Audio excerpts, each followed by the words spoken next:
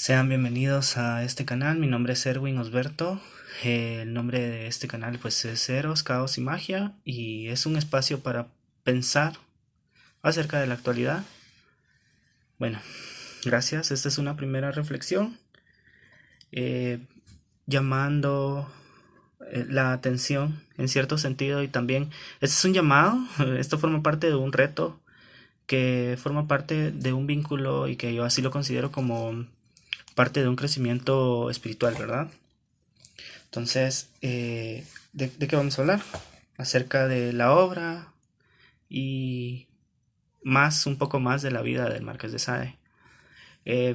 Viene a mí, hace unas semanas estaba por el Facebook y vi un meme que anda rolando, donde están haciendo una especie de comparación entre la obra del Marqués de Sade y la obra esta que se llama las 500 sombras de Grey. No lo sé en realidad. No recuerdo, no me interesa, aunque por cuestiones de mundo, por cuestiones de cultura, tendría que revisar. No en este momento. Bueno, al Marqués de Sade y no pretendiendo un elogio a la vocación hedonista, entendida en su formato más sensual posible, ni siguiendo este ritmo del pulso de la pasión humana en su formato más salvaje, eh, ni pretendiendo una voz adicional al culto que aparentemente de por sí en la aparente vigencia el Marqués de Sade ya lo rodea a partir de escritores como Apollinaire, eh, los poetas malditos, Verlaine, los surrealistas, André Breton, todos estos poetas que de alguna forma le empezaron a dar vigencia a la obra del Marqués de Sade. Porque si de algo hay que venir y dejar claro, por supuesto, desde mi propia solicitud y confirmación psíquica, y si así lo quieren ver, desde un propio acondicionamiento moral, en donde más allá de eso va una ética del individuo, una ética por el otro, una ética personal, ¿verdad? Es que hago esta humilde opinión, ¿verdad? Nacido a finales del siglo XVIII, heredero de una familia, y eso él mismo lo decía, el único delito o lo que le achaco, decía él, era a su familia, ese salvajismo, esa herencia que no era más que una especie de herencia de libertinaje, ¿verdad? Entonces, bueno, el libertinaje que lo llevó a estar encerrado cerca de 25 años, 27 años, se salvó de la guillotina en un par de ocasiones, en una ocasión gracias a su suegra, ¿verdad? Porque fue denunciado por todas las prostitutas que llevaba a su casa, que las contrataba de a tres, de a cuatro, eh, no a leer chistes, a leer caricaturas, sino a situaciones extremas, completamente extrañas, a probar afrodisíacos ahí un poco oscuros y abusar de ellas, porque si de algo hay que decir también es que era un delincuente sexual, que era un abusador, un pederasta. No tenía ningún reparo en contratar a niños y niñas para que en apariencia, entre comillas, fueran a limpiar su casa y lo que terminaban haciendo eran orgías en donde él abusaba completamente. Si de algo pueden decirle y algo pone en cuestión el Marqués de Sade con su vida, con su obra, es a que se piense el instinto, la moral, las faltas, el pecado, la libertad y la responsabilidad, sobre todo la responsabilidad, porque eh, la libertad, podríamos decir, llega o la libertad termina. Y ese es uno de los apartados, de los significados, de las definiciones más sencillas de la libertad. La libertad podría terminarse donde la libertad del otro nos lo permite de alguna forma. Es decir, yo no me voy a dar la libertad de pasar por sobre alguien. Eso lo hará el derecho, lo harán los gobernantes, pero eso ya es abuso de poder. Entonces lo que hacía era abusar de su propia libertad para poder pasar por sobre los niños o las niñas que abusó. Entonces, ¿de dónde viene la aparente vigencia de etiquetarlo como un revolucionario?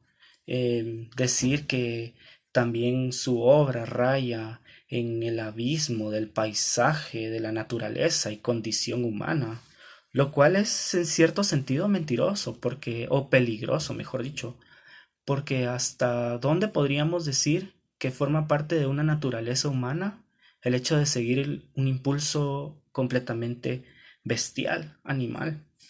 Si algo podríamos decirle y en ese sentido eh, bueno, es parte de lo que también dicen, o si hay algún punto donde se podría matizar, mejor dicho, es en cuanto a esta especie de crítica mordaz, o no tanto, a la moral de su tiempo, es a la moral de todo un siglo. Y como transgresor, como rebelión ante el clero, o mejor dicho, ante esta especie de eh, sistema absolutista determinante de la moral de los individuos que procuraba mantenerlos a raya y pues, ¿verdad? Abusar de el estado de la situación, pues los siglos pasados lo hicieron, pero no al grado, es peligroso completamente. Yo así lo considero muy peligroso venir y colocarle la etiqueta, la camisa de revolucionario, eh, sin ningún temor a la duda. Es decir, algo de enfermo debe sobrevivirle a esta generación para corresponder a un culto con el Marqués de Sade. O sea, un delincuente sexual, un abusador pederasta que pasó parte de su vida encerrado. Eh, es una contradicción, por supuesto. Eh, Sin embargo, algo auténticamente de embriagador. Y ahí es donde ya podemos también razonar la situación de la libertad. De alguna forma la libertad, lo decía otro filósofo, otro pensador francés, profesor de Camus, la libertad puede que plantee este tipo de problemática. Puede, por un lado, proveer una especie de angustia porque no se sabe hacia dónde agarrar, entonces eso genera ansiedad.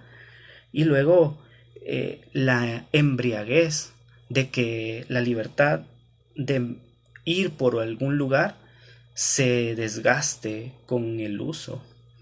Entonces, eh, hasta qué punto se está desgastando si lo que se está haciendo es una apología completamente de la maldad. Eh, ¿Verdad? Si algo que en cierta forma cuestionaba es cómo vamos a venir a cuestionar, eso era lo que decía el Marqués de Sade en una de sus obras, eh, por alguien que se está dejando arrastrar por lo que la propia naturaleza quiere de uno. Pero hasta aquí podemos decir, no está siguiendo el pulso de la libertad, está siguiendo el pulso, el impulso salvaje, ¿verdad? Entonces, eh, digamos, peor ahora, en una situación donde hay una posmodernidad y en esta suerte de eh, situación, condición pluralista de ver la vida. Entonces, hasta qué punto? Por supuesto, y que le caiga todo el peso de la ley, eh, habrá que pensar acerca del derecho también. Pero, hasta qué punto podríamos decir que habrían cientos de mitos así en relación al Marqués de Sade? Entonces, ya para ir terminando, podríamos decir, viviría desdichado el Marqués de Sade en esta generación, muy probablemente. Y siento que debe haber un segundo video acerca de una segunda parte del Marqués de Sade. Bueno, pero porque si de algo hay que hablar es del micrófono de sus novelas, ¿verdad? Justina y Los Infortunios de la Virtud, 120 días de Saló. Pero más allá de eso y para ir concluyendo, no veo ninguna virtud en celebrar la vida y obra del Marqués de Sade, mucho menos como lo pretenden muchos intelectuales.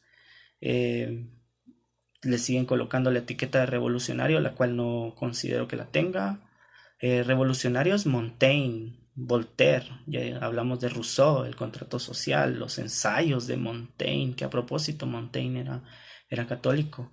¿Y cómo le llaman? El eh, más clásico de los modernos y el de los modernos. ¿Qué significa la modernidad, la posmodernidad pensada a partir de sus vigencias? Entonces, no diseñó tampoco, ni mucho menos, la estructura o la arquitectura de un siglo venidero. Y acá entiéndase, por favor, el guiño a todas luces. Así se va a llamar esta parte de este video, a todas luces. Gracias por su atención, espero no aburrirlos y deseo que tengan excelentes vidas y pues hay que seguir cuestionando, hay que seguir analizando el mundo desde esta realidad.